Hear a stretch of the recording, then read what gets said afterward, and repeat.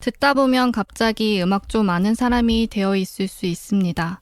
허영심도 쌓이면 교양이 되니까요. 오늘도 여러분의 음악적 허영심을 채워드리겠습니다. 음악으로 이해하다 팟캐스트 음해 시작합니다. 오늘의 음해는 영화 그 여름 가장 조용한 바다입니다. 저는 오늘 진행을 맡은 세라입니다. 안녕하세요. 인계동 백병동 임백입니다. 안녕하세요, 이재입니다. 안녕하세요. 소연입니다. 안녕하세요. 재령입니다. 안녕하세요. 이진입니다. 네, 오늘 다룰 작품은 대사가 많지 않은 영화임에도 불구하고 음악과 소리만으로도 깊은 감정을 전달하는 영화라고 생각합니다. 그럼 먼저 영화에 대해 간단히 소개해 드릴게요. 1991년에 개봉한 그 여름 가장 조용한 바다는 기타노 다케시 감독의 세 번째 장편 영화입니다. 청각장애를 가진 청년 시게루가 우연히 버려진 서핑보드를 발견하면서 서핑에 매료되고 자신의 세계를 넓혀가는 이야기를 담고 있습니다. 주연은 시게루 역의 마키 쿠로도와 그의 연인을 연기한 오시마 히로코가 맡았습니다. 그리고 음악은 우리에게 센과치히로의 행방불명, 하울의 움직이는 성으로 익숙한 히사이시조가 담당했습니다. 그렇다면 이 영화의 첫인상이 어떠셨는지 궁금한데요. 영화를 보고 가장 먼저 떠오른 단어가 있다면 무엇인지 함께 이야기해 보겠습니다. 소연님은 어떠셨는지 말씀해 주시겠어요? 네, 저는 이 영화에 포함된 단어인 바다가 가장 딱 생각이 났는데요. 그 이유가 되게 멀리서 바다를 보면 굉장히 조용해 보이지만 그 안에서 되게 움직임이나 뭔가 그러한 가장 깊기도 하고 뭔가 알 수도 없기도 하고 또 때로는 되게 해가 엄청 비칠 때면 뜨거운 느낌도 들었습니다. 그럼 다른 분들은 어떠셨는지 임백님은 어떠셨나요? 저는 참 영상에서 여름 냄새 엄청 진하게 난다고 생각했어요. 너무 더웠습니다. 보는 그쵸. 내내. 지금이랑 뭔가 시기가 많이 맞물렸어요. 맞아요. 이 계란 깨트리면 후라이 될 것 같은 그런 느낌이 자꾸 들었어요. 너무 쨍했어요. 그럼 또 다른 분들은 어떠셨는지.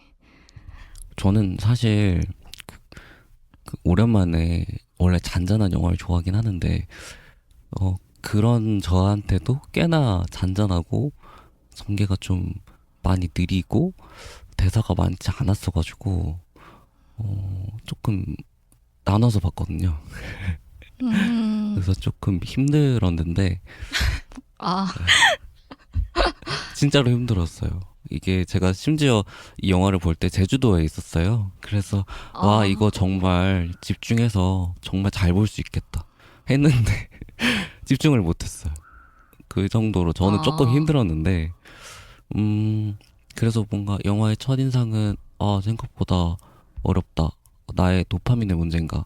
아니면 영화가 좀 오래돼서 그런가? 라는 생각을 했었고 영화를 보고 가장 먼저 떠올랐던 단어 이런 거는 좀 침묵? 사실 말하지 않으면 세상은 조용하잖아요. 뭔가 사랑이 이루어졌든 아니면 사랑이 이루어지지 않았든 어떤 일이 개인적으로 나한테 생기는 건 사실 누군가 말하지 않으면 사실 조용한 거잖아요. 사람들이 뭔가 말을 해야 그런 것들이 전해지고 느껴지고 하는 건데 사실은 말하지 않으면 세상은 생각보다 조용하다. 뭔가 그런 생각이 좀 들었습니다. 그러면 이진님은 어떠셨나요? 저도 이 영화를 봤을 때 제일 먼저 느낀 게 고요함이었거든요. 그 영화 내내 대사가 많지도 않고 환경음들이 많이 들렸던 걸로 기억하거든요. 근데 이게 좀 자극적인 걸 좋아하는 저한테 엄청난 고요함으로 다가와가지고 되게 조용한 영화라고 생각을 했어요.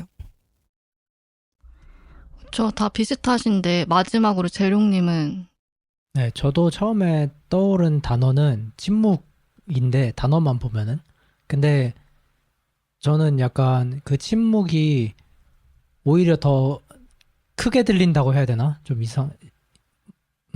그런 느낌이었어요. 말하지 않음으로써 말하는 그런 느낌이 많이 있었고, 그러니까 막 여백을 주는 게 있잖아요. 여백이 엄청 많은데 그렇다 보니까 오히려 다른 앰비언스 그러니까 막 환경음들 있죠. 뭐 파도 파다래. 파도 소리.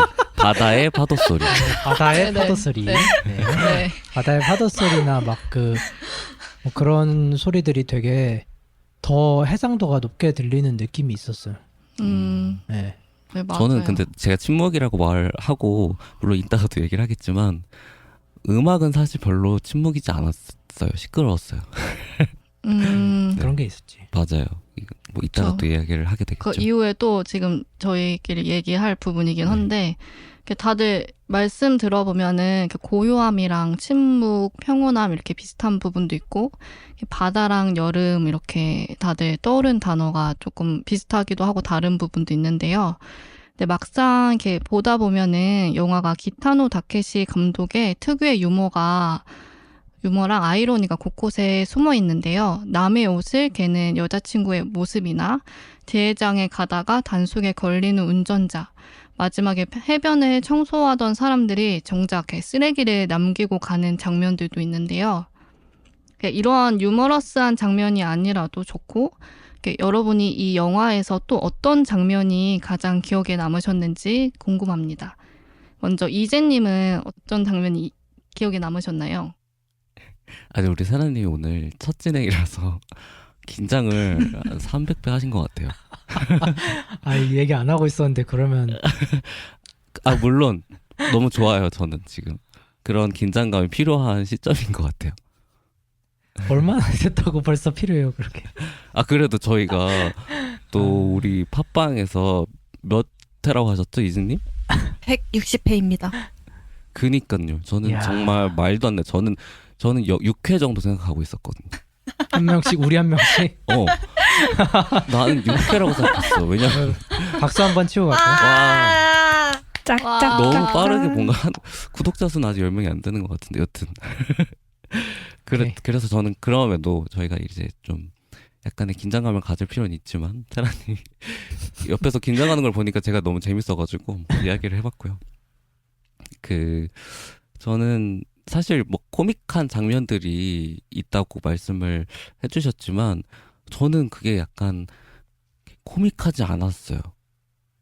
그게 뭐라고 해야 될까? 약간은 조금 약간 슬픈 느낌이 좀 있었어요. 그러니까 억지로 웃어야 되니까 웃는 그런 느낌이라고 해야 되나? 그러니까 웃음이 없으면 그래도 삶이 안 되니까 뭔가 그래도 좀 웃으면서 살아야 돼. 뭐 그런 느낌으로 조금 들어간 장면들이었다고 느껴져가지고 되게 현실적이다라고 생각했어요. 그런 장면들이.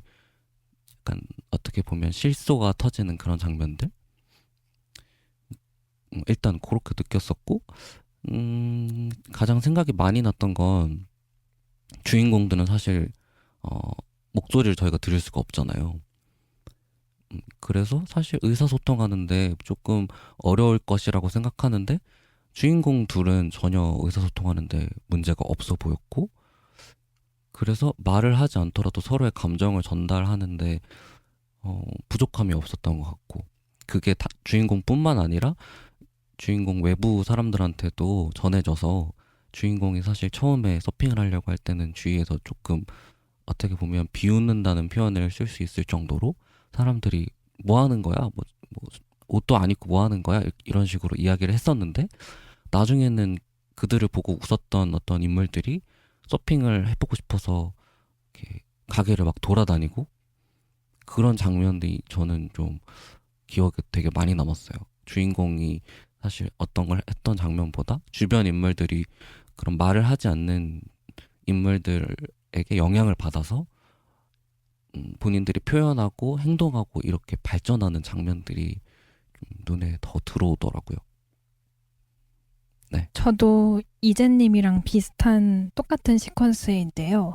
그 시퀀스에서 조금 더 얘기를 해보자면 그 시퀀스에서 사실 음악이 없는데도 저는 재밌게 느껴졌거든요. 그 다른 두 친구들이 그 중고 서핑보드를 가지고 이제 바다로 향해 가는 그 모습이 그때 그 들리는 사운드는 바다 사운드밖에 없고 그 다음날 이제 이 중고 서핑보드를 이제 친구들이 마련해서 축구를 하는 그 장면에서 그 두 명이 뭔가 걸어가는 장면이 보이잖아요. 그때 카메라도 되게 익스트림 롱샷에서 멀리서 보여주다가 딱 그들이 좀 대화할 때 클로즈업으로 살짝 뭔가 재밌는 이야기 같은 거를 하고 다시 롱샷으로 넘어가는데 그때 되게 카메라가 그냥 좌우 움직임으로만 해서 보여주거든요. 그들을 완전 그냥 가까이서 보여주기보다는 그냥 멀리서 보여주는데 그것만으로도 되게 좀 저는 재밌었던 것 같아요. 그들이 이렇게 변화되는 장면에서의 그 변화되는 장면이 조금 재밌게 더 다가올 수 있지 않았을까. 멀리 있음에도.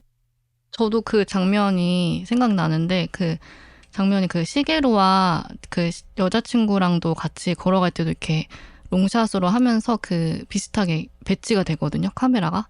근데 그 남자 두 친구가 걸어갈 때도 그렇게 비슷하게 카메라가 배치돼가지고 뭔가 연결성을 일부러 넣은 것 같아가지고 저도 그 부분이 기억에 남습니다.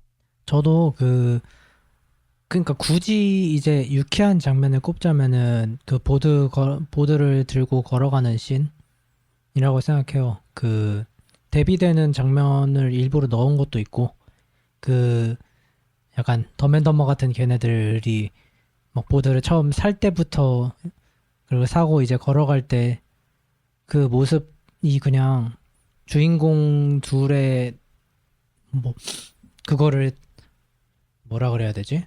다시 한번 상기시키는 그 분위기를 상기시키는 뭔가 완전 반대되는 느낌이잖아요. 맞아요. 예. 말을 할 수 있는 거랑 없는 것도 차이가 있고 뭐 그냥 전체적으로 굳이 여기서 유쾌한 장면을 꼽자면은 그 부분이지 않을까. 근데 막 저도 승재님이랑 비슷하게 막 엄청 유쾌하다까지는 아니었어. 그냥 전체적으로 분위기가 그냥 되게 웃기다보다는 그냥 살짝 웃음이 지어지는 그 정도? 네, 막 그 나중에 옷도 갖다 주고 막 그럴 때 있었잖아요. 그쵸. 서핑복 네, 선물해주는. 그게 약간 그 친절이 돌아가는 그런 느낌이었는데, 그러니까 그런 거 보고서 약간 흐뭇한 맞아요. 약간 웃음. 선한 행동을 보고 흐뭇한. 맞아요. 그 정도? 그런 느낌이었지. 막 엄청 와 영화 되게 유쾌하다 그런 느낌은 사실 별로 없지 그럼 않나. 가장 기억에 남는 장면도 그 부분인가요? 네. 그 말씀하셨던? 기억에 남는 장면. 기억에 남는 장면은 그 다시 돌아오는 장면. 여자친구가 버스에서 버스를 네. 못 타잖아요. 네, 버스 못 타갖고 혼자서 가는데 이제 남자친구를 걱정해서인지 의자에 앉지도 않고 맞아요. 가갖고 반대로 뛰어오는 맞아요. 그 장면이 제일 인상 깊었어요. 맞아요. 그 장면 보면은 그 여자친구가 자리가 사람들 이렇게 다 나와가지고 또 할머니께서 앉으라고 이렇게 했는데도 굳이 이렇게 서서 가는 장면 보면서 일부러 저 남자친구를 생각하면서 서 있는 거구나. 약간 이런 생각을 했던 게 저도 기억이 나고, 이진님은 어떠셨나요? 저는 그 영화를 보면서 기억이 좀 날아가가지고 장면만 좀 뜨문뜨문 이렇게 기억에 남는 게 있는데 그 시게루가 그 서핑 연습을 하러 나갈 때마다 그 여자친구는 항상 그 모래사장에 앉아서 바라보고 있더라고요. 맞아요. 그게 너무 말이 없어도 좀 신뢰감이라던가 서로를 생각해주는 마음이 좀 많이 느껴져서 그게 제일 기억에 남아요. 저도 그 여자친구의 표정이랑 이런 기다리는 바라보는 장면이 저도 많이 생각이 나요. 그 마지막으로 또 임백님은 어떠셨는지. 또 그 남자 시계루가 버스를 못 타가지고 둘이 이제 갈라지는 거기서부터 해가지고 다시 둘이 만나게 되는 그 장면이 가장 좋았어요. 일단 그 부분이 음악이 저는 가장 괜찮다고 느꼈습니다. 그 다들 이렇게 확실히 기타노 다케시 감독의 특유의 영상미랑 그런 대화를 풀어가는 방식, 연출이 좀 돋보였던 것 같은데요. 저 약간 네. 갑자기 생각이 났는데 영화 보는 내내 그 여자 주인공이 우리 세라님을 좀 닮았다는 생각이 그러니까 이따 얘기하려고 그랬는데. 아 진짜 저도요. 나만 그렇게 느낀 게 아니었어. 아니 그렇다니까. 그래서 이걸 골랐나? 약간 이런 생각. 그리고 저는 그 음악도 약간 아, 세라님이 아, 정말? 쓰시는 그러니까 느낌이 들리는 거예요. 세라님의 음악이 궁금하신 분들은 프롤로그를 다시 한번 들어보시고요.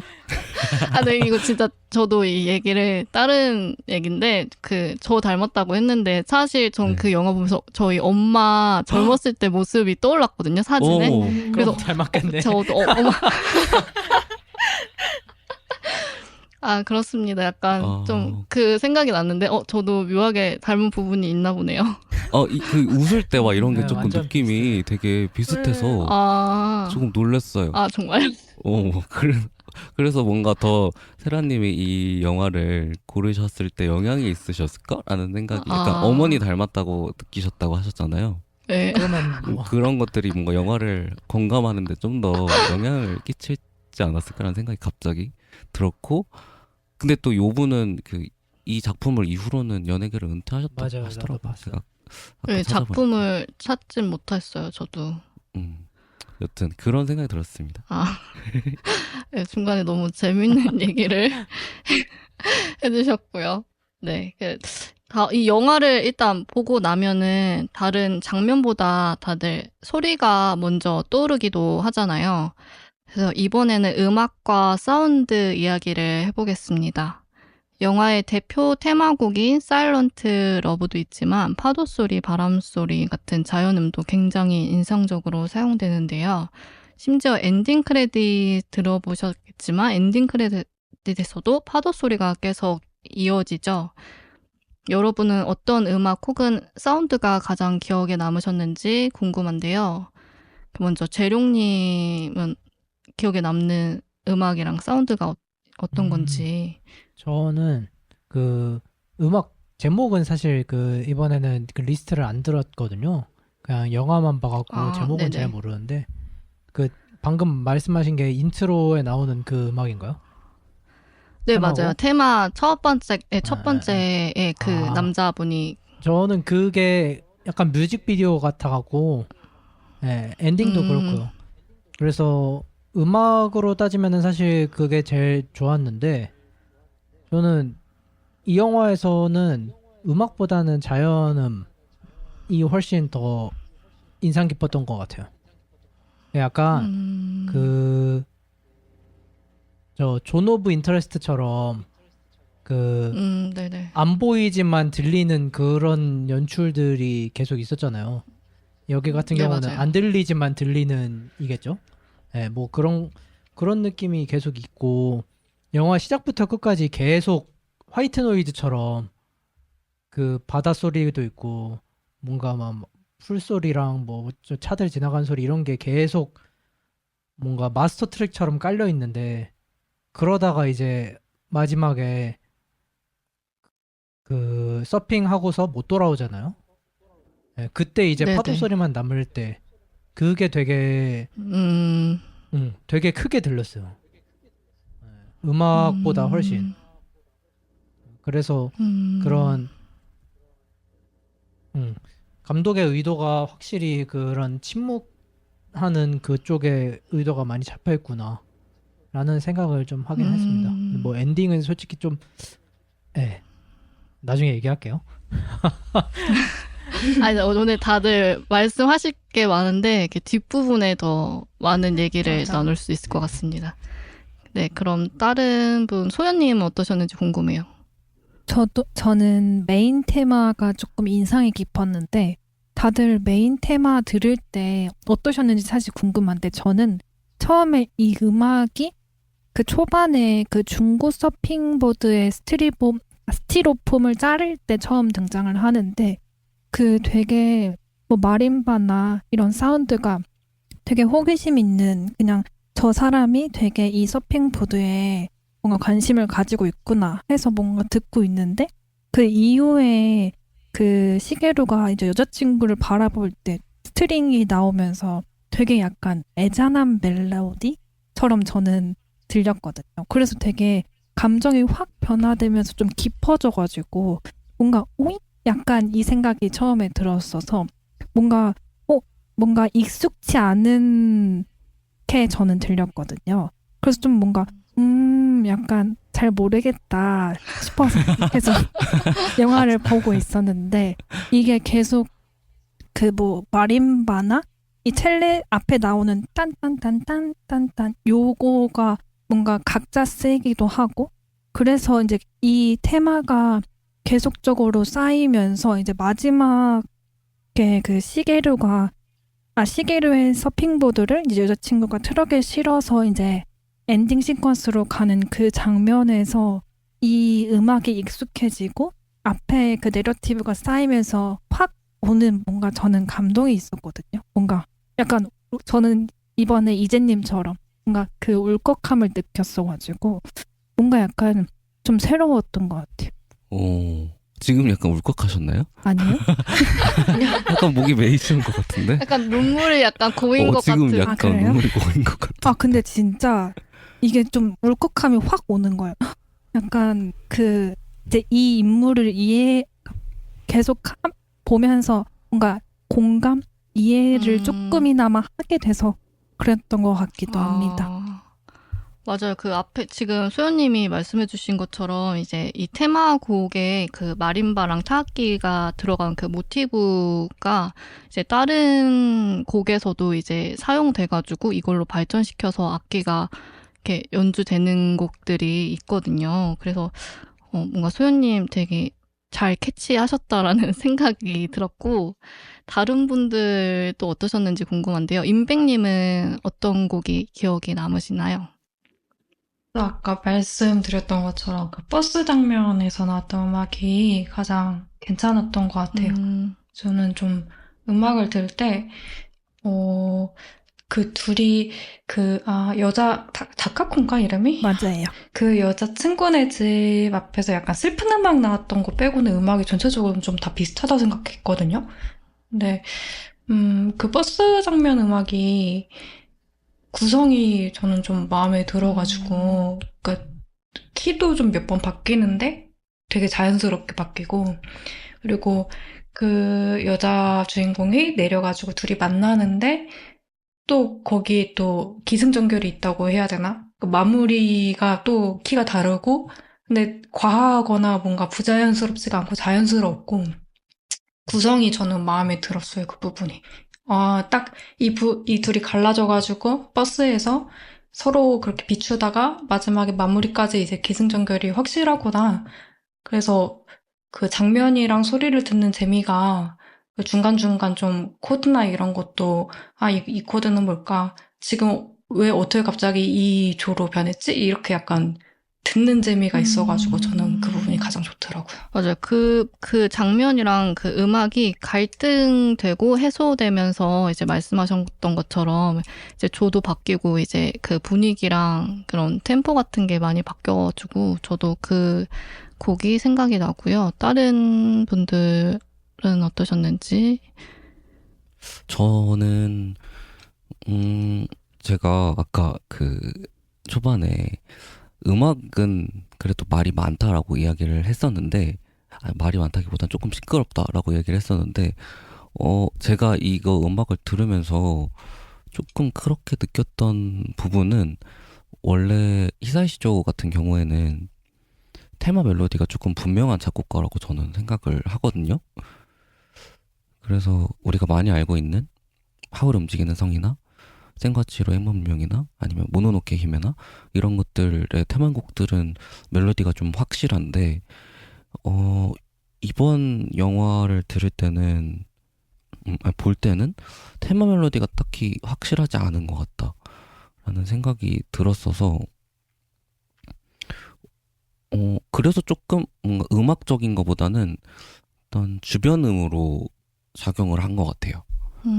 그래서 저는 약간은 시끄럽다라고는 표현을 뭔가 안 좋은 느낌이 아니라 조금 좋은 느낌으로 쓴 건데 주인공을 표현하는 방식이 음악으로서 조금 치환된 부분들이 있는 것 같아서 그렇게 이야기를 드렸지만 영화 자체가 침묵이라는 게 되게 중요하잖아요. 아까 곡 제목도 사일런트 러브라고 하셨는데 그래서 어떤 구체적으로 멜로디를 딱 정해서 여기서는 이런 슬픈 멜로디 혹은 기쁜 멜로디 아니면 박자나 어떤 뭐 주변의 사운드들이 톤이 되게 중도를 달리는 것 같아요. 영화 자체도 사실 이 둘이 연인 사이라고 딱히 이렇게 이야기하는 장면은 없잖아요.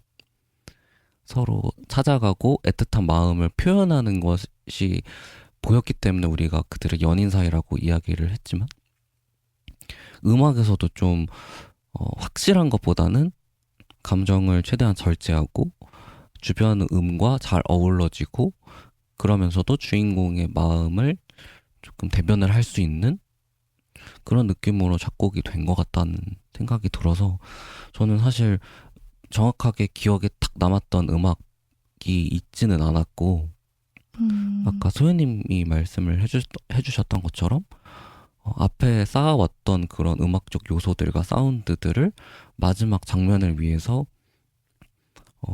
되게 터뜨렸다. 그래서 우리는 사실 만남이든 이별이든 행복이든 슬픔이든 이렇게 마주하면서 살아가. 그런 이야기를 하고 싶으셨던 게 아닐까라는 생각이 들었어요. 마지막 내러티브에서는. 네. 네, 그 말씀하신 거 들어보니까 약간 좀 감정이 좀 모호한 부분들도 있었던 것 같아요. 그래서 그게 장면이랑 음악적으로 연결된 것이 아닌가라는 생각이 들었습니다. 네, 마지막으로 이진님은 어떤 게 생각이 나셨는지. 제 기억에 제일 남는 거는 소혜원님도 말씀하셨지만 또 사실 그 메인 테마 음악이 제일 기억에 남거든요. 그게 아마 인트로에서도 나왔던 것 같은데 제 기억이 네, 맞아요. 맞다면 그 음악이 끝나고 굉장히 조용해졌었거든요. 한동안. 그래서 맞아. 침묵의 대비가 너무 확실해가지고 살짝 충격을 받았어요. 음악이 없어도 그 장면이 잘 이어져서 충격을 받으셨나요? 어떤 부분이 충격을 받으셨는지 궁금해요. 너무 조용해서 죄송해요. 약간 앞에는 음악이 나오다가 갑자기 이렇게 음악이 딱 끊긴다고 해 조금 놀랐죠. 그 번개까지는 아니고 급격한 변화?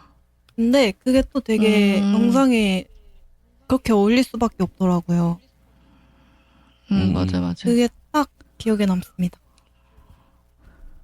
말씀하신 것처럼 그 음악이 여기서 음악이 나와야 되나 하는 부분에 음악이 있는 것 같고 여기 음악이 들어가야 될 것 같은데 라는 부분에 또 없는 것 같기도 하고 그러니까 저희가 막 예측할 수 있는 그런 음악이 여기 음악이 있어야 되는데 없네 약간 조금 예측할 수 없던 부분들도 있었던 것 같아요. 그래서 저는 개인적으로는 좀 기억에 남았던 거는 이 영화에서 왈츠 곡이 나오는데요. 이 곡이 3번 나오는데 나올 때마다 편곡이 돼서 나와요. 변주가 되진 않고 첫 번째 대회가 끝나고 돌아가는 길에서는 피아노로만 왈츠가 나오고 두 번째는 대회 심판 대회 다 끝나고 나서 이제 사진 찍는 장면 있잖아요. 시게루가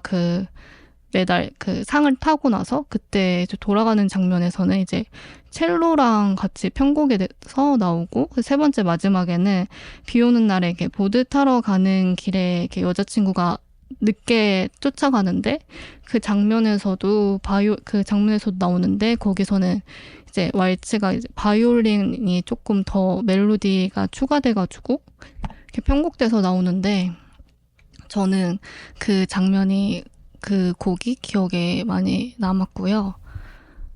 이어서 저희 대화를 해보면은 이제 이 영화에서 이 히사이시조 음악이구나라고 했던 순간들도 있었던 것 같은데 이번에는 히사이시조 음악 스타일에 대해서 이야기해 볼게요.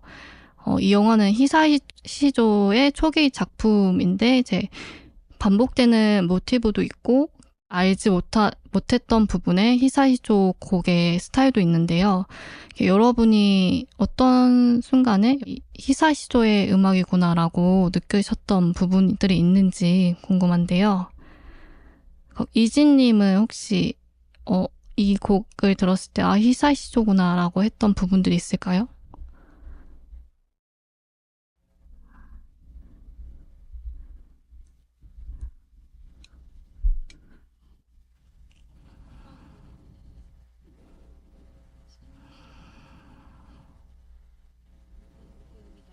좀 아래쪽에서 멜로디가 나왔거든요. 그 멜로디가 되게 동양적인 멜로디였어요. 이 동화스러운 느낌에 들어있는 동양적인 멜로디 라인 때문에 저는 히사이시조 음악이라고 생각을 했던 것 같습니다. 저는 히사이시조 음악이 멜로디가 되게 일본 같다고 생각을 했거든요. 이진님 오늘 녹음이 몇 번째시죠? 계속 빠지셔가지고 말이야. 그래서 지금 적응을 못하고 계속 웃음을 터져서 사실 저희가 재녹음을 몇 테이크가 전 4테이크 정도 갔어요. 시작을 못해가지고. 아니 여고생이세요 지금. 그럼 이어서 이젠님 말씀하시죠. 이제 네 말하겠습니다. 저는 아까도 사실 말씀을 드렸기는 했지만 이전에 히사이시조의 그런 음악이랑은 많이 다르다고 생각은 했지만 처음 음악이 딱 들어오자마자 신스 루프라고 해야 되나요? 계속 깔리는 뒤에 그렇죠. 네네. 네, 그런 소리를 딱 듣자마자 이거는 히사이시조의 곡이다라는 생각이 바로 들었었어요. 조금 바다니까 바다의 윤술이라 그러잖아요, 우리가. 네네. 물에 비치는 그런 되게 불빛들, 햇빛들 그런 것들이 뭔가 눈앞에서 아른아른 거리는 것 같은 느낌이 나는 그걸 사실 저는 그게 테마 사운드라고 생각이 들었거든요. 그리고 그 사운드가 되게 아까 말씀드렸던 것처럼 감정적으로 중립이에요. 어떠한 상황에서도 나올 수 있는 그런 사운드여서 일종의 자연음을 표현한 게 아닐까라는 생각이 들었었거든요. 그래서 그런 것들 그리고 뒤에 깔리는 패드들 이런 걸 들었을 때는 모노노케 힘의 음악이 조금 생각나기도 했어서 이건 전체적으로 사운드의 구성이나 악기의 뭔가 구성이 히사이시조의 곡인 것 같다라는 생각이 들었어요. 다만 확실히 그 이후에 나왔던 제가 알기로는 이 영화가 히사이시조의 영화 음악으로서는 처음인 걸로 알고 있는데요.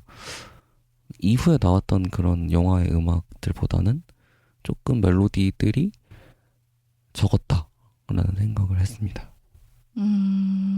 맞아. 이게 초기 작품으로 저도 알고 있는데 처음인지는 확실하게는 알지는 못하고 일단 그 초기 작품과 지금 후기 작품 스타일이 다른 부분이랑 비슷한 부분에 약간 신디사이저의 이런 사운드 디자인적인 부분들이 아직까지 그게 묻어나는 것 같아요. 그래서 저는 개인적으로는 기쿠지로의 여름인가요? 그 네네. 곡이 많이 떠올랐거든요. 그래서 지금 스타일이랑 좀 이때 스타일이랑 많이 묻어가는 게 연결되는 게 그 영화이지 않나라는 생각을 했었고요. 그렇다면 이제 또 소연님 어떠셨는지. 저도 비슷한데 그 메인 테마의 앞부분에 나오는 딴딴딴딴 약간 동양적인 그런 멜로디랑 그 뒤에 이어서 나오는 그 스트링 테마 멜로디가 되게 단순하면서 딱 펼쳐지고 그 나중에 콰이어로도 나오는데 그 되게 맞아요. 그 부분에서 되게 히사이쇼의 그런 그냥 단순하면서 꽂히지만 되게 뭔가 감동적인 뭔가 더 음악적인 분석을 해야 되는데 좀 간략하게 그냥 크게만 그렇게 들었던 것 같습니다. 그 히사시조의 그 가장 기억 남는 게 올해 멜로디가 가장 많이 기억되는, 그러니까 이런 모티브를 되게 잘 써주시는데 여기서는 조금 그게 좀 옅긴 하지만 그래도 저는 기억에 남긴 했거든요. 그래서 그런 부분들이 공감이 되는 부분들이 있었고요. 임백님은 어떠셨는지. 저는 히사이시조라는 거를 알고 보지 않았으면 절대 몰랐을 것 같아요. 그러니까 제가 히사이시조 음악을 막 찾아서 듣는다기보다는 그 누구나 아는 유명한 노래들 네네. 있잖아요. 그런 것만 이제 알다가 들으니까 이거는 악기도 너무 다르고 오히려 사카모토 류이치 같다 이런 생각이 저는 좀 많이 들었고, 원래 이 사람이 이렇게 동양적인 느낌을 많이 내는 작곡가였나 이런 생각도 들었고, 악기가 저는 어쿠스틱 악기 위주로 쓰는 작곡가인 줄 알았는데 여기는 거의 네, 맞아요. 전자음이잖아요. 그래서 그것도 되게 놀랐어요. 그리고 이게 90년대 초반 영화다 보니까 악기들이 되게 올드한 느낌 많이 나잖아요. 네네. 이게 전자악기들이라서. 그래서 진짜 좀 색달랐어요. 제가 알던 히사이시조가 아닌 것 같은 느낌. 그리고 다른 분들도 말씀하신 약간 지속적인 동양풍의 그런 거 있잖아요. 오스티나토라고 네네. 하나요? 그러니까 딴 떼따다 떼따다 떼따 이런 거가 계속 나오는데, 약간 저는 최근에 스즈메의 문단속 이런 영화들에서 막 문이 탁 열리고 막 이제 괴물 나오고 막 우와 할 때 그런 데에서도 막 그런 게 나오거든요. 아니면 게임 음악이나. 네, 이게 일본 작품들에서 많이 나오는 좀 특징적인 부분 같아요. 네, 이게 히사이시조 작품에서는 제가 여태껏 이제 못 보던 것들이라서 되게 신선하다고 생각을 했어요. 네, 그런 신디 사운드의 또 새로운 모습도 들을 수 있었고요. 마지막으로 재룡님은 어떠셨는지. 저는 그냥 인트로 처음 그 소리 듣자마자 그냥 히사이시조구나 했어요.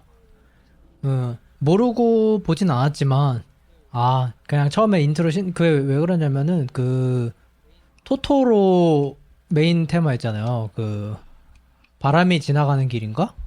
그거랑 일단 인트로가 똑같고요. 오스티나토가 그리고 신스 사운드도 비슷해요. 사운드 디자인이. 그래갖고 그냥 듣자마자 그냥 이거 완전 토토로인데 이러고 들었는데, 그리고 그 왈츠 나올 때 왈츠 전에 그 바이올린 트레몰로가 이렇게 나오는 게 있거든요. 그거는 생과치로랑 비슷해요. 그래서 막 들어보시면 어디서 나왔는지 모르겠는데 왈츠가 많이 나오잖아요. 네, 그러다가 한번 그 스트링 인트로처럼 나오고 왈츠가 나올 때가 있는데 그게 완전 그냥 생가치로에 나오는 그건 곡 제목이 잘 기억이 안 나는데. 그 왈츠가 그 집노패드 비슷한 그 노래 얘기하시는 거예요? 아, 근데 메이저였는데? 뭐 집노패드도 뭐 약간 그런 느낌이었던 것 같아요. 제목은 제가 저걸 안 봐서 모르겠는데. 아무튼 그래서 처음에 그냥 1초 듣자마자 그냥 히사이 시조구나. 옛날 히사이 시조 느낌이었죠. 네. 히사이 시조가 원래 왈츠를 되게 많이 쓰는 것 같아요. 그 하울의 움직이는 성도 그렇고. 그러네요, 진짜. 네. 그리고 약간 아까 임백님께서 그 류이치 선생님 얘기를 해주셨었는데, 저는 또 두 분을 너무 좋아하는 사람으로서 저는 두 분 다 신스 사운드를 되게 좋아하시는데 조금 무게감이 조금 다른 느낌이에요. 그 히사이 시조는 되게 밝은, 저는 그 히사이 시조의 노래를 들으면 항상 되게 기분이 좋아지거든요. 되게 밝고 아니면 되게 멋있고 뭔가 우울함은 별로 없는 것 같은 느낌? 이 영화가 사실 어떻게 보면 되게 우울할 수 있는 영화인데 저는 히사이 시조가 음악을 해서 우울하지 않았다고 느꼈거든요. 감정을 최대한 절제하려고 하는. 근데 좀 류이치 노래는 되게 슬퍼요. 그래서 좀 그런 차이가 조금 있지 않나 라는 생각이 들었습니다. 아까 말씀하시는데. 그러면 이 영화는 그 점에서 봤을 때 좀 어떻다고 생각을 그 하세요? 말씀드렸던 것처럼 조금 그 감정을 절제하려고 엄청 노력하신 것 같아요. 어떤 주인공들이 표정과 행동으로 이야기를 하잖아요. 그걸 내가 최대한 방해하면 안 되겠다. 물론 음악으로 채워야 되지만 그 순간이 사실 아무런 대화 없이 그냥 아무 소리도 안 날 순 없잖아요. 어떤 자연물의 소리라도 나야 되고 걷는 소리라도 나야 되는데 음악이 필요한 장면에서는 최대한 그런 주인공들의 감정선을 해치지 않는 선에서 다만 너무 분명하지 않게 하려고 하셨던 게 아닌가 생각이 듭니다. 말씀 들어보니까 류이치 사카모토와 히사이 시조와 비슷하기도 하고 다른 부분들이 느껴졌는데요. 이제 듣고 보니 지금의 히사이 시조와 이어지는 부분들도 많은 것 같아요. 흥미로운 건 이 영화를 떠올리면 음악만큼이나 이제 음악이 없는 순간도 기억난다는 점인데요. 이번에는 그 이유에 대해서 함께 이야기해 보겠습니다. 히사이 시조는 자신의 책 나는 매일 감동한다에서 우는 장면에 슬픈 음악을 넣고 낭만적인 장면에 달콤한 음악을 넣는 방식을 좋아하지 않는다고 이야기합니다. 또 기타노 다케시 감독 역시 관객이 상상할 수 있는 여백을 중요하게 생각했다고 하는데요. 그래서 이제 이 영화는 침묵마저도 하나의 음악처럼 들립니다. 여러분은 히사이 시조와 기타노 다케시가 이런 선택을 왜 했다고 생각하시는지 궁금한데요. 왜 이 영화에서 침묵을 선택했을지 한번 말씀해 주시면 좋을 것 같아요. 소연님은 어떠셨는지. 네. 생각했을 때 우선 두 주인공이 청각 장애인이기 때문에 뭔가 직접적으로 이 주인공이 현실적으로 듣는 사운드를 저희 관객한테 조금 더 뭔가 조금 공감시켜주기 위해서 아까 앞선 이진님이 그 오프닝에 그 메인 테마가 살짝 나오고 그 다음 바다를 보여주는데 그때 사운드가 하나도 없거든요. 바다 사운드도 없고 무음으로 조금 나오다가 그 다음에 그 시게루랑 같이 일하는 차의 그 모습이 나올 때 차의 엔진 사운드가 그때야 들리는데 뭔가 앞선 그 음악과 완전하게 대비되어서 뭔가 이 주인공이 어떻게 느끼는지를 조금 감정적으로 처음에 뭔가 관객이 이해할 수 있게 들어갔던 것 같고 그 이후에도 이 시게루라는 인물이 서핑에 빠져서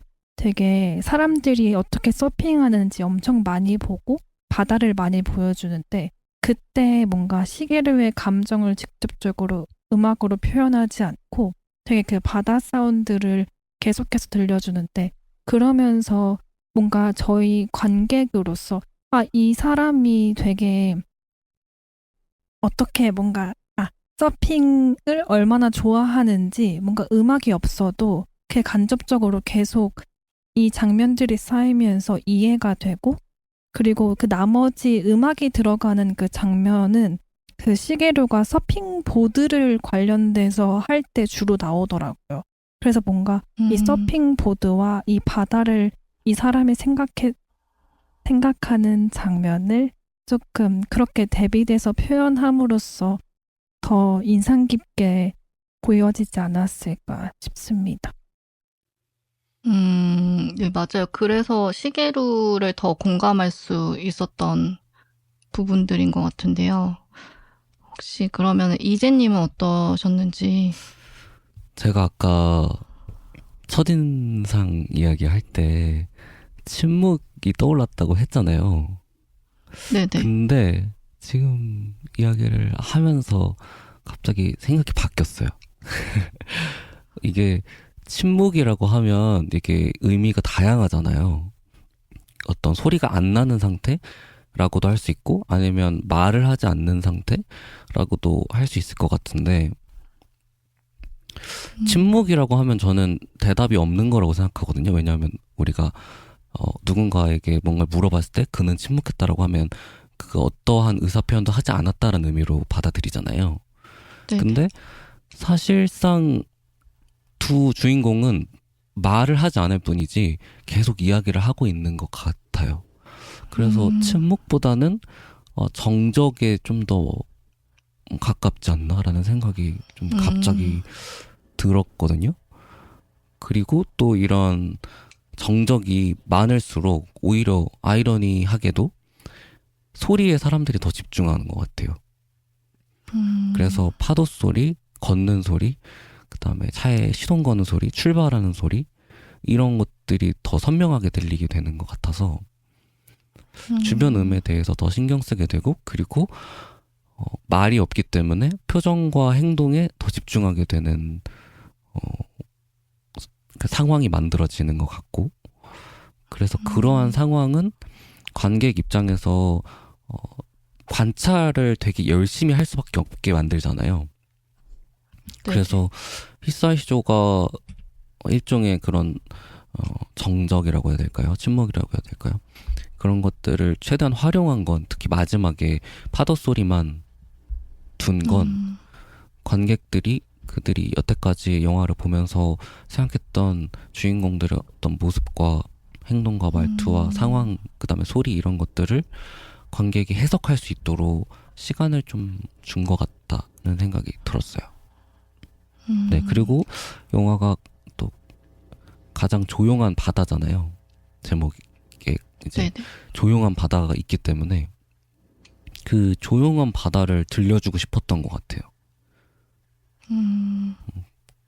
그래서 이런 선택을 하지 않았을까 히사이쇼가. 물론 히사이쇼뿐만 아니라 감독의 역할도 컸겠지만 그래서 약간 그 가장 조용한 바다에 대해 얘기를 조금 더 그냥 살짝 덧붙여 보자면 그래서 뭔가 카메라의 무빙도 직접적으로 클로즈업이나 다가가기보다는 그냥 그 자리에 서서 같이 관찰을 해주는 경우도 많았던 것 같아요.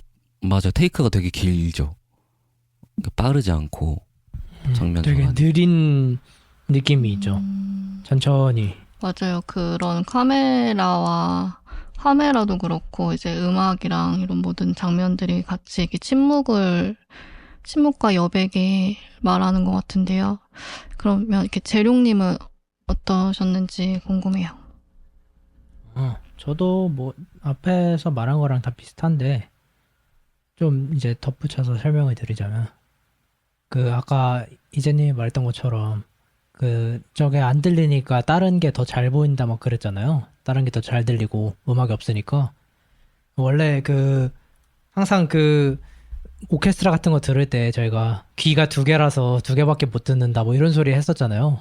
그런 것처럼 약간 그 청각 정보가 너무 많아지면은 시각으로 그거를 좀 느슨하게 듣는 느낌이 보는 느낌이 있으니까 그래서 더 음악이나 뭔가를 많이 뮤트를 하지 않았을까라는 생각을 처음에 했고요. 보면서는 이제 다 보고 나서 생각해 보니까 이제 그 사람들이 되게 말도 없고 감정도 되게 묻어나잖아요. 주인공들이. 그게 되게 튀는 듯한 게 없어요. 되게 평탄하고 조용하고 맞아요. 파도 소리처럼 그렇게 기복 없이 왔다 갔다 하는데, 그러다 보니까 음악까지 과도하게 되면은 이제 자칫 잘못하면은 심파가 될 수도 있어서 안 넣은 것 같기는 해요. 예. 그러다 보니까 엔딩이 왜 그런지 사실 잘 이해가 가진 않지만 저는 아, 엔딩 장면이요? 네. 엔딩 네, 내용 쪽에서 이제 제가 이렇게 설명을 했던 게 사실 엔딩 시퀀스랑은 전혀 반대거든요. 엔딩은 완전 되게 감정으로 가득 차 있잖아요. 마지막에. 예. 예. 그래서 왜 그랬을까? 음, 아니, 저는 보면서 노래 좋아요. 좋은데 굳이 저기에 그렇게 그 음악을 되게 감정의 과잉을 넣었어야 했을까라는 그 살짝 아쉬운 느낌이 있었어요. 이게 좀 과하지 않았을까? 맞아. 차라리 음악이 없고 그냥 아니 음악이 없는 거는 조금 에바일 것 같긴 한데 조금만 있고 그 씬들이 그냥 지나갔으면은 그 여파가 더 많이 왔을 것 같거든요, 저한테. 예. 근데 뭔가 나는 이게 감정이 좀 와야겠구나라고 이제 그게 없어진 거를 보고서 이제 보드를 갖다 줄 때 이제 막 음악이 계속 나오잖아요. 예, 예. 근데 그거를 다 느끼지도 못했는데 갑자기 음악이 슬슬 슬퍼야지? 약간, 뭔가 그런 느낌이라서, 너무 빨랐어. 너무 빠르고 과하다고 느꼈어요, 저는. 저도 네. 그거 관련해서 저도 처음에는 재롱님처럼 느꼈거든요.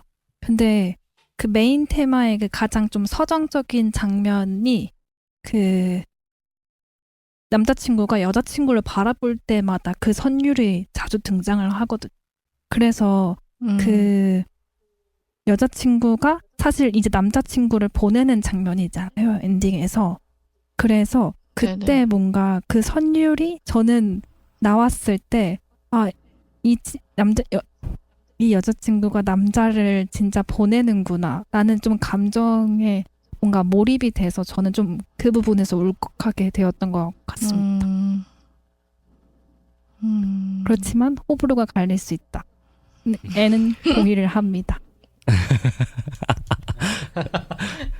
이제 같은 장면을 봐도 이렇게 다른 생각을 하는 걸 발견할 수 있었고요. 근데 그럴 수밖에 없을 것 같아요. 이게 제가 그때 봤을 때는 어디 리뷰인지, 리뷰가 아니라 뭐 나무위키인가? 설명인가? 어딘가에서 봤을 때 구로사와 아키라가 엔딩 보고서 저거는 과하다 맞아요. 이랬거든요. 예. 그래서 그거 보고서 완전 동의했어요, 저는. 근데 뭐 이게 그것 때문에 되게 울컥하고 뮤직비디오 같아서 좋다라고 하는 사람들도 있는 반면에 저처럼 느낀 사람도 분명히 있을 거라고 생각을 했는데 구로사와 아키라가 그랬다니까 괜히 막 약간 맞아, 오, 맞아.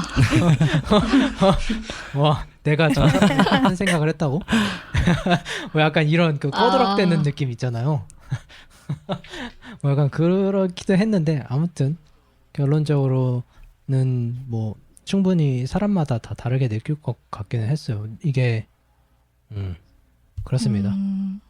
앞부분이 더 드라이해서 그런 거 아니, 같긴 해요. 결말이 이게 좀, 제가 슈퍼 F잖아요.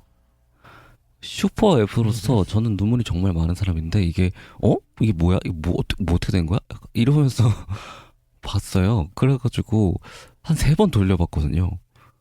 이게, 어떻게 된 거야? 뭐가 어떻게 된 거야? 이러면서 봐가지고, 아예 뭐, 이렇게, 주인공이 뭐 눈물을 흘리거나, 차라리 그러면 또 모르겠는데, 사실, 어떤 언급을 하지 않잖아요. 모든 인물들이. 표정이나 그냥 일상이지만 약간은 뭔가 공허한 것 같은 그런 눈빛이나 말투가 있었을 뿐이지, 사실 이게 그래서 이렇게 돼? 뭔가 그런 방점을 딱 찍어주질 않으니까 공감이 제가 갑자기 안 되는 거예요. 약간 의문이 너무 가득 차버려가지고. 그 네. 한마디만 하자면 우리 저번 네. 주에 파반느 했잖아요. 아, 맞아. 파반느 때 얘기했던 비슷해. 것처럼 그 뭔가 몰입이 돼 제가 저번에 딱 그렇게 느꼈거든요. 똑같이. 저도요. 예. 근데 이번 거는 그래도 이해가 갔어요. 아, 진짜요? 예. 뭔가 이재님이 느낀 게 제가 저번 주에 느낀 거랑 비슷한 것 같은데, 그때 저한테 뭔가 저는 몰입이 잘 돼서 저분이 완전히 그 느낌이 이해가 갔다 했거든요. 네. 지금 그대로 써도 될 것 같아요. 아니, 근데 이게 또 마침 되게 파반드랑 느낌이 비슷하네요, 맞아요. 영화가. 예. 어쩌다 심지어 보니? 이재님이 몰입을 못할 수도 있다는 그 정황 증거가 제주도에서 끊어서 보고, 제주도에서 보고, 그래서 그런가? 다시 보고, 돌려보고, 그러니까 걔네 템포를 못 맞춘 거. 그런가? 근데 저는 약간 변명은 아니지만, 변명 같은 말을 해보자면, 파반느는, 이거 스포를 해도 되는 거예요? 파반느 아니, 뭐 어쩌겠어. 우리끼리 녹음하는 건데. 다들 영화를 하십시오. 보고 들으시길 바랍니다. 아니, 파반느에서는 물론 갑작스럽긴 했지만, 뒷부분에서 남자 주인공의 부재가 왜 생겼는지, 그로 인해서 어떠한 이야기가 전개가 됐고, 이 인물들이 어떤 식으로 그것을 받아들였고, 그게 어떤 영향을 끼쳤는지가 저는 납득이 돼서, 그래서 이 남자 주인공의 부재를 만들었구나라는 생각이 들어서 납득이 됐었거든요. 근데 요는 사실 그러고 나서 나오는 장면들이 조금 어떤 메시지가 사실 되게 분명하지 않잖아요. 이렇게 보는 사람에 따라서 해석을 굉장히 다양할 수 있게 할 수 있는 그런 결말이었던 것 같아서 약간은 다르다라고 생각을 했거든요. 그것도 동의합니다. 감사합니다. 네, 그럴 수 있어요. 네.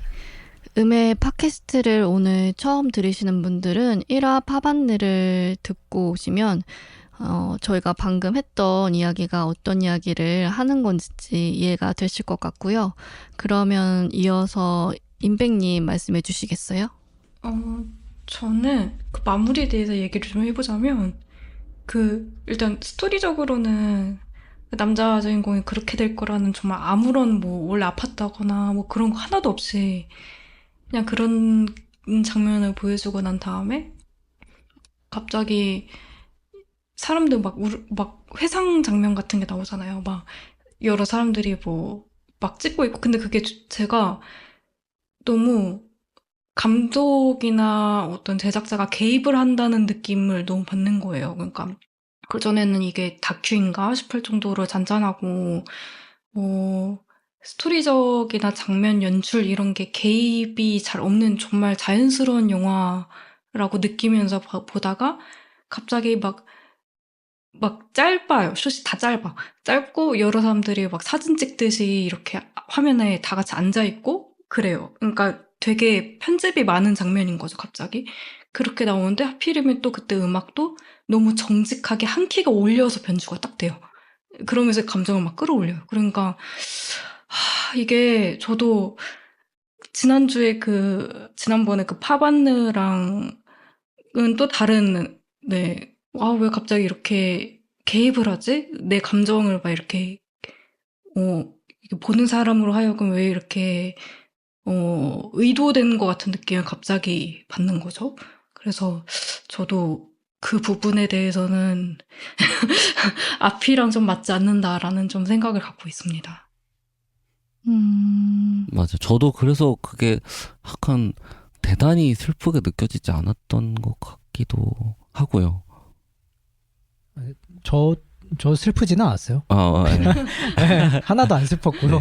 네. 근데 저는 이제 살짝 이게 감독의 진짜 의도인지는 잘 모르겠지만 좀 음악으로 좀 생각을 해보자면 이게 그 좀 과대 해석일 수도 있어요. 근데 저는 이걸 딱 보면서 이게 되게 음악으로 따지면은 볼륨 그냥 0인 채로 0이 그러니까 저희 영디비는 막 진짜 0이 아니라 나오고 있는 그런 뭐라 그러지? 페이더가 0인 느낌. 그냥 이거를 뭐라고 설명해야 될까? 페이더가 0인 거를. 페이터가 0이 뭐죠? 그냥 평탄하게 음악이 나오고 있는 그런 상태. 네네네네. 네, 그런 거를 그 주인공이 되게 묻어난 것도 그 되게 감정이 뭔가 그렇게 크게 요동치지 않는 것도 그리고 배경이 바다인 것도 그런 파도처럼 그렇게 잔잔하게 흘러가는 그런 삶을 얘기하려고 하는 것 같았어요. 전 처음에. 네. 근데 이제 거기서 서핑이라는 변수가 생기고 그 사람들을 만나고 거기서 이제 그 상도 받았잖아요.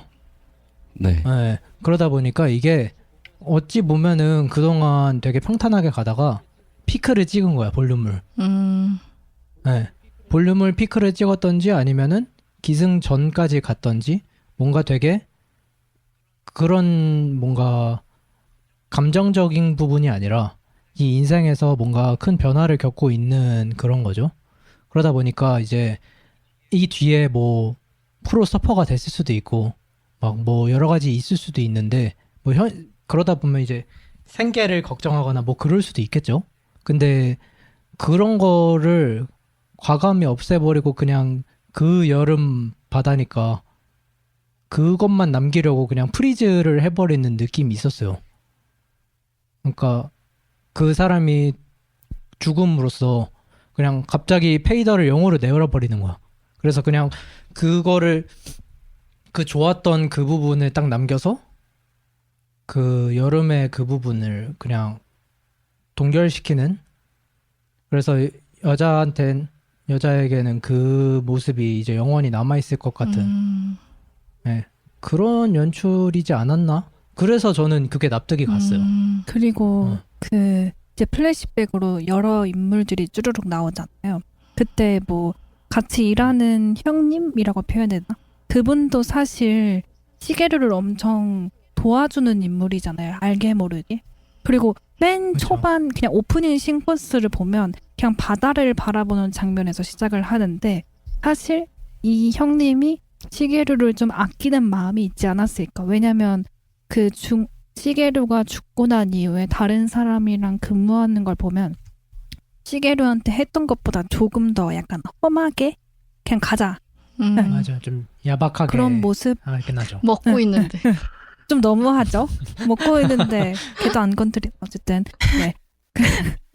너무 좀 그런 장면과 그 서핑 사장님이 뭔가 그런 너무 가격을 올려받는 것에 대해 미안함을 가지고 뭔가 조금 더 지원을 해주기도 하고 아니면 그런 여러 약간 인물들이 알게 모르게 시게루한테 조금 그러니까 시게루는 그냥 말은 없지만 눈빛이나 행동에서 되게 우직한 사람이라는 걸 저희가 느끼잖아요. 그로 인해서 뭔가 다 파생받는 그 사람들을 조금 차례대로 보여주면서 약간 이 바다는 뭔가 잔잔하지만 사실 바다가 약간 바다 이꼴 시게루처럼 저는 느껴졌어가지고 그래서 좀 그 가장 조용한 바다지만 그 사실 그 시게루를 지나간 모든 사람들은 그 바다를 보면서 시게루를 생각할 거란 말이죠. 시게루가 뭐 좋아했는데 뭐 이런 저런 생각을 하지 않을까 싶어서 그 얘기를 하고 싶었습니다. 그렇죠. 제가 프리즈 얘기했던 게 딱 그거랑 똑같은 얘기 같아요. 아, 그래요? 그래요? 이제 이해가 됐어요. 네. 그러니까 약간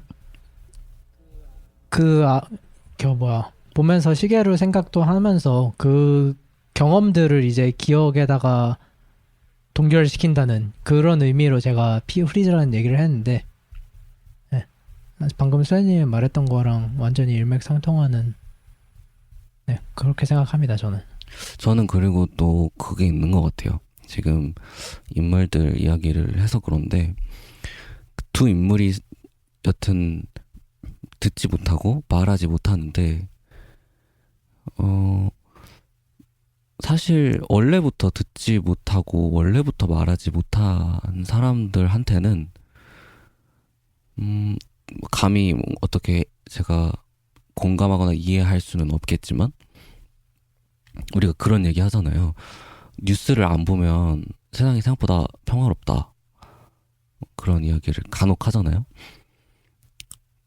굳이 듣지 않아도 되는 이야기나 혹은 화내는 말과 뭔가 다른 사람에 대한 안 좋은 말, 이야기 이런 것들이 없었던 사람들인 거죠. 어떻게 보면. 그리고 어떤 의미로는 또 그런 것 때문에 차별을 이미 많이 받아왔을 거란 말이에요. 그 사장님이 돈을 더 올려받는다거나 조금 더 제가 뭐 하는 애냐라 이러면서 조금 약간 놀린 듯이 말한다거나 하는 그런 부분들이 모두 그들한테는 일상이었을 거란 말이에요. 그래서 그 둘한테는 어쩌면 사랑도 슬픔도 우리가 느끼는 거랑은 조금 다른 방식으로 느낄 수 있다는 생각을 했어요. 그래서 상실을 겪었을 때도 오히려 여자 주인공이 눈물을 흘리지 않잖아요. 우직하단 말이죠. 생각보다 되게 단단하다라는 게 느껴지는데 그래서 조금 그렇게 인물들이 표현이 된 게 아닐까? 라는 생각도 좀 들었고요. 네, 이재님 말씀을 들어보니까 이제 저희가 생각했을 때는 청각장애가 어떤 하나의 결핍이라고 생각할 수도 있는데 그들에게는 그것이 진짜 결핍이 아닐 수도 있겠다라는 생각이 들었고요. 이렇게 이진님은 마지막으로 답을 못 하셨는데 이 영화에서 침묵을 왜 선택했을지 한번 마지막으로 얘기해 주실 수 있을까요? 저는 사실 이거 영화를 볼 때 좀 많이 깊게 생각하는 편이 아니고 이렇게 흐름을 보거든요. 약간 저게 어떤 그런 깊은 뜻이 있을까? 약간 그런 생각보다는 이 장면이나 흐름을 보고 좀 여운을 마음속에 남기는 스타일이어가지고 네, 저는 그 엔딩도 사실 그냥 그렇게 받아들였거든요. 하나의 여운으로 받아들이신 거죠? 그러면 장면 흐름마다. 네, 일단 영상미가 너무 예뻐서 영상미를 좀 많이 봤던 것 같아요. 색감도 너무 예뻐서. 네, 여러분의 이야기들을 통해서 영화를 조금 더 깊이 알 수 있었던 시간이었는데요. 이 영화는 음악과 침묵을 대립시키기보다 연결하여 만든 작품인 것 같습니다. 그럼 마지막으로 이 영화를 한 문장으로 정리한 후에 마무리해보려고 해요. 임백님 먼저 말씀해 주시겠어요? 과거를 살던 사람들의 사진첩?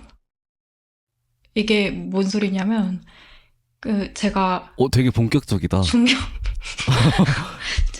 난 그렇게까지 생각 못했는데. 네, 해주세요. 설명해주세요. 중경삼림이라는 영화를 되게 좋아해요.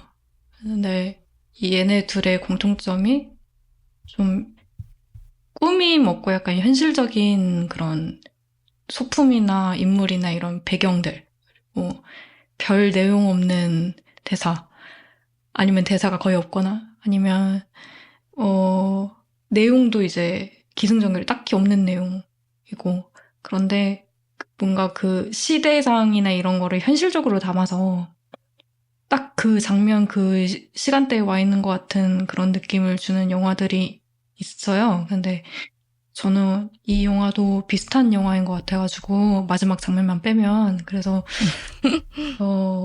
그렇게 생각이 들었어요. 네, 이게 처음에는 약간 우리 부모님 나이대 정도일까라고 생각을 했는데 그냥 과거로 보는 게 더 정확한 것 같아가지고 이렇게 대답을 드립니다. 너무 멋있는 문장을 말씀해 주셔가지고 감사합니다. 그러니까 뒤에 사람들 부담 되겠어요. 그럼 바로 이재님 말씀해 저요? 주시겠어요? 저는 그렇게 멋들어진 문장을 생각하지는 못했고요.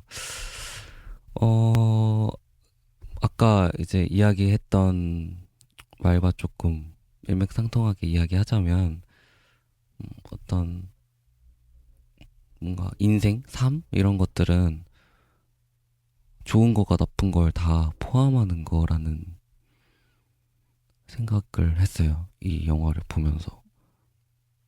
그래서 어떠한 기쁨도 어떠한 슬픔도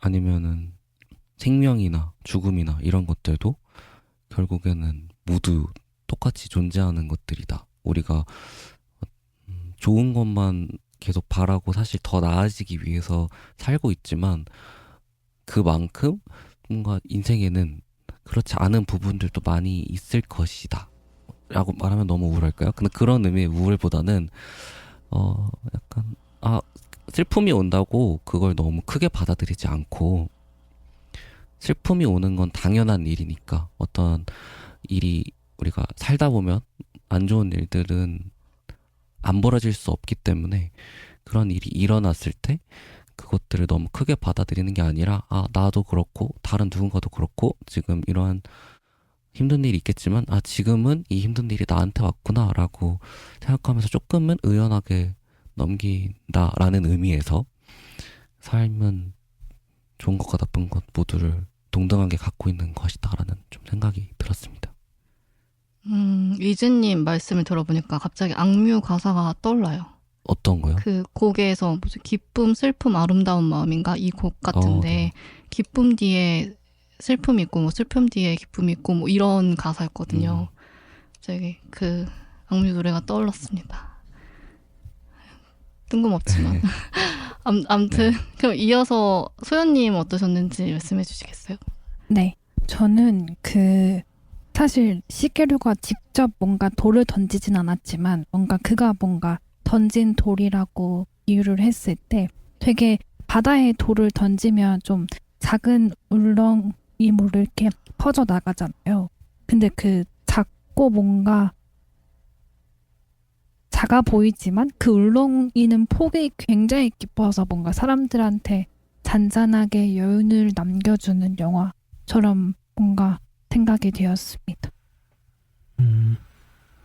여운이 가장 큰 텍스트인 것 같아요. 네네. 그래서 뭔가 약간 음악으로 따지자면 저음 같은 느낌이랄까요?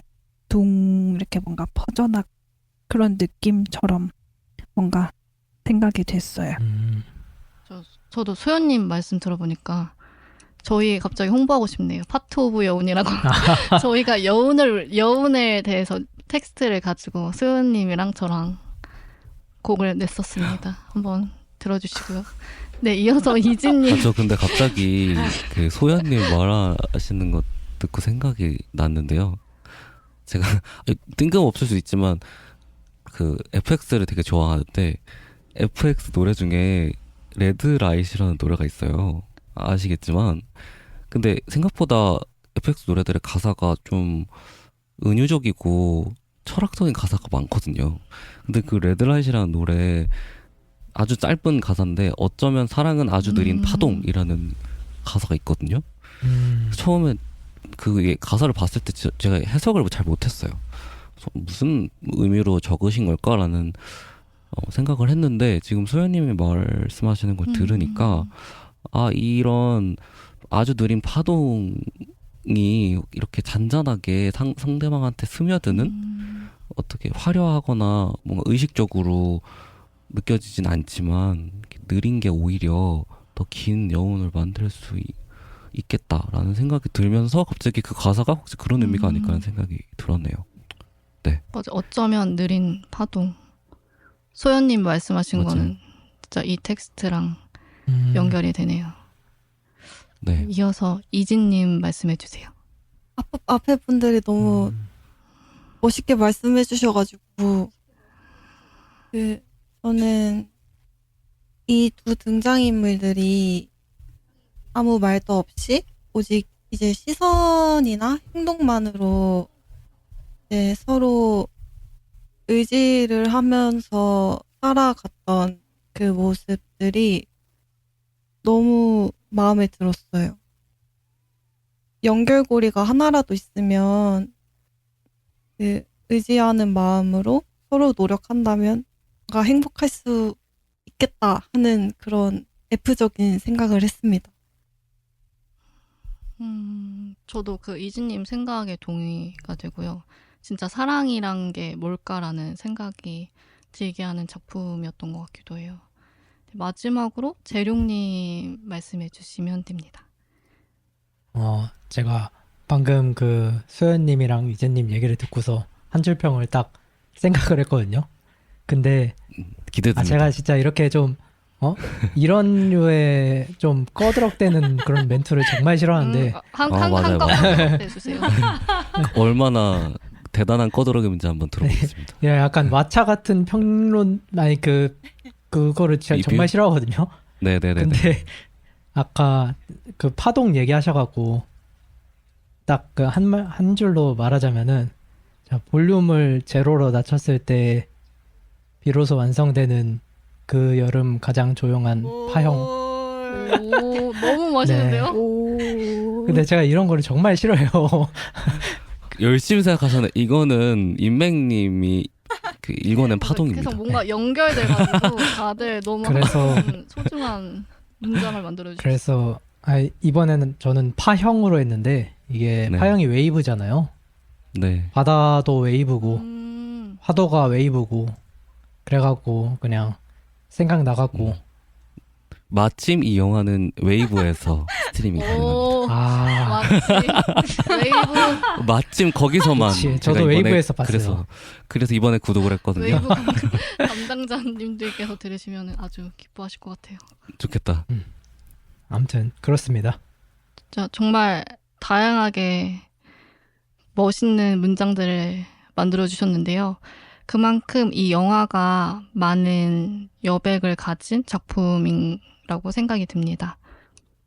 네, 오늘은 그 여름 가장 조용한 바다를 통해 음악과 침묵이 어떻게 감정을 전달하는지 함께 이야기해 보았습니다. 영화가 끝난 뒤에도 파도 소리와 메인 테마곡의 멜로디가 오래 남는 작품이었던 것 같은데요. 어쩌면 이 영화는 말보다 침묵이, 설명보다 여백이 더 많은 것을 이야기할 수 있다는 것을 보여준 영화가 아니었나 싶습니다. 그럼 다음 에피소드에서는 영화 유전을 함께 이야기해 볼 예정입니다. 과연 어떤 음악과 이야기들이 기다리고 있을지 기대해 주시면 감사하겠습니다. 지금까지 팟캐스트 음해였습니다. 들어주셔서 감사합니다. 감사합니다. 감사합니다.